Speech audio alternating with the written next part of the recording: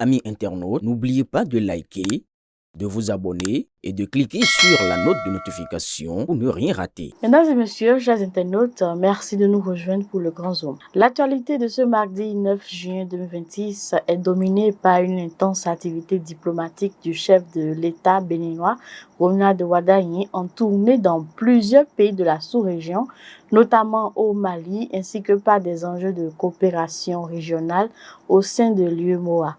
La journée est également marquée par des dossiers internationaux sensibles, des réformes agricoles au Bénin et plusieurs faits judiciaires et sociaux. Bienvenue dans le Grand Zoom de BLTV, votre rendez-vous d'information. Tout de suite, le sommet.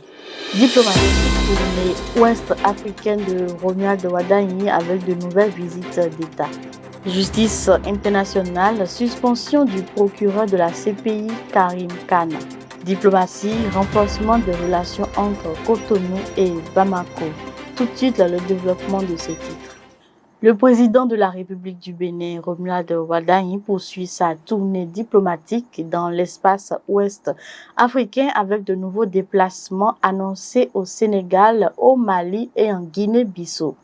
Le chef de l'État effectue des visites d'amitié et de travail dans 3 pays membres de l'UEMOA, marquant ainsi une intensification de sa politique de rayonnement régional.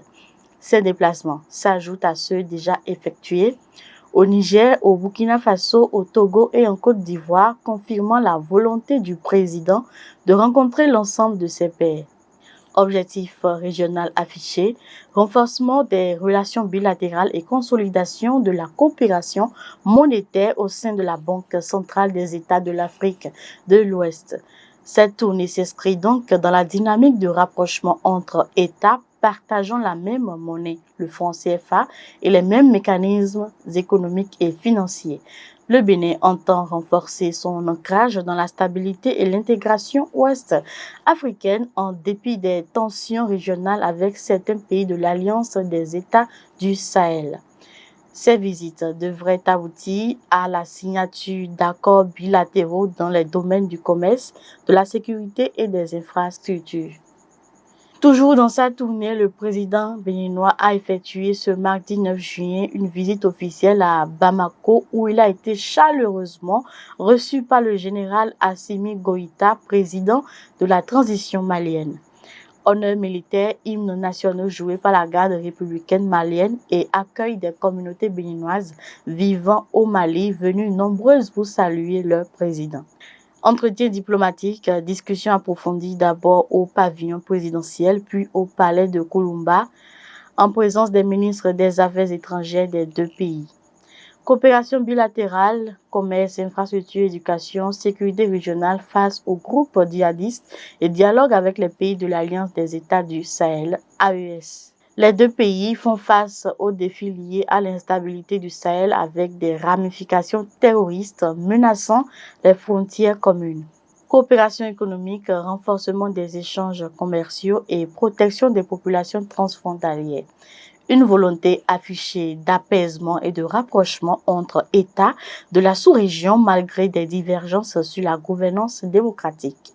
Une déclaration conjointe a été signée prévoyant la tenue régulière de consultations bilatérales de la réactivation de la grande commission mixte de coopération. Justice internationale, la Cour pénale internationale est secouée par une décision majeure, la suspension de son procureur général Karim Khan. Décision prise par le bureau de l'Assemblée des États parties réunis en session d'urgence à La Haye. Accusation grave, agression sexuelle présumée par une ancienne collaboratrice qui a porté plainte en janvier 2026. Une enquête interne a été ouverte. Les 125 États membres doivent statuer sur une éventuelle révocation définitive de Karim Khan lors de l'Assemblée générale prévue en décembre 2026. Les avocats du procureur dénoncent une décision précipitée et contestée, sans preuve solide selon eux, et annoncent un recours. L'affaire intervient dans un climat diplomatique extrêmement tendu autour de la CPI et du conflit à Gaza où Karim Khan avait demandé des mandats d'arrêt contre des dirigeants israéliens et du Hamas. une première historique pour l'institution judiciaire internationale qui n'avait jamais suspendu son procureur général depuis sa création en 2002. Les ONG de défense des droits humains saluent la décision, tandis que certains États dénoncent une tentative de déstabilisation de la CPI. Agriculture au Bénin, le gouvernement active des primes exceptionnelles pour la campagne 2026-2027. Le gouvernement béninois renforce sa politique agricole avec un nouveau système de primes exceptionnelles destiné à stimuler la production et l'industrialisation locale. Objectif central, augmenter les rendements agricoles et soutenir la transformation locale des produits afin de réduire les importations et créer de la valeur ajoutée. Prime de 10 francs CFA sur le coton par kilogramme au-delà d'un seuil de production de 700 000 tonnes, encourageant les producteurs à dépasser les objectifs nationaux. Produits concernés pour le 4 jours, une prime pour tout approvisionnement dépassant 200 000 tonnes destinées aux unités de transformation locale. Le soja, prime pour un seuil de 450 000 tonnes soutenant les usines d'alimentation animale. Le riz, prime pour 350 000 tonnes dans le cadre de la politique d'autosuffisance en riz. Industrialisation, valorisation des usines de transformation à Malanville, Glazoué et dans la vallée de l'Ouémé. Vision stratégique, faire du Bénin une puissance agro-industrielle régionale capable d'exporter des produits transformés et non plus seulement des matières premières. Les primes seront versées à partir de la récolte 2027 sur présentation des bordereaux de livraison aux unités industrielles agréées. Société, violence domestique à Cotonou, un homme en garde à vue. Un cas de violence conjugale particulièrement violent a été signalé dans le quartier populaire de Bégamé à Cotonou. Agression violente d'une femme par son époux présumé à l'aide d'une lame. La victime a reçu plusieurs coups au niveau du visage et des bras. La nourrice, grièvement blessée, a été transportée d'urgence au centre de santé de Bégamé avant d'être évacuée vers le CNHU-HKM de Cotonou pour des soins spécialisés. Arrestation rapide du suspect par les forces de l'ordre, alertés par les voisins qui ont entendu les cris de la victime. Les circonstances exactes des faits restent en cours d'investigation par la brigade criminelle. Les antécédents de violences conjugales dans le couple sont également examinés. Cet acte odieux suscite une vive émotion et relance les appels à une lutte plus efficace contre les violences domestiques, encore trop souvent tues. Les violences conjugales sont sévèrement punies par la loi béninoise avec des peines pouvant aller jusqu'à 5 ans de prison ferme. Les victimes peuvent contacter le numéro vert 117 ou l'association Femmes en droit au 95 01 16 16 95 01 16 16. Fait divers de cette session d'information, un étudiant condamné pour tentative de vol de cabri à Abomey-Calavi. Un étudiant a été condamné par le tribunal de première instance d'Abomey-Calavi dans une affaire de tentative de vol de cabri, une affaire qui a défrayé la chronique locale. Fait reprocher tentative de vol de 2 cabris dans une localité de la commune d'Abomey-Calavi dans le quartier Verdocor. L'étudiant avait pénétré dans un enclos en pleine nuit.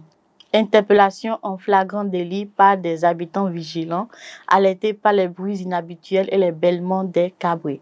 L'étudiant a contesté les faits durant tout le procès, affirmant qu'il se trouvait dans le quartier pour acheter des médicaments pour sa mère malade.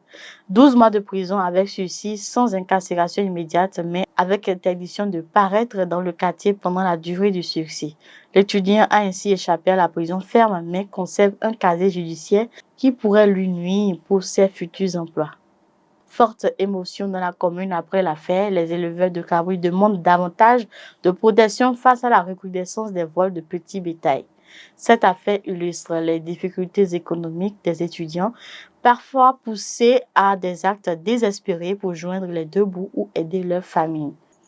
C'est la fin de cette édition du Grand Zoom de BLTV, une actualité fortement marquée par la diplomatie active du Bénin dans la sous-région, les enjeux de justice internationale autour de la suspension du procureur de la Cour pénale internationale, des réformes agricoles ambitieuses pour soutenir les producteurs et l'industrialisation, ainsi que des faits divers qui rappellent les réalités sociales du quotidien. Merci de votre fidélité au Grand Zoom de Bell TV. Portez-vous bien.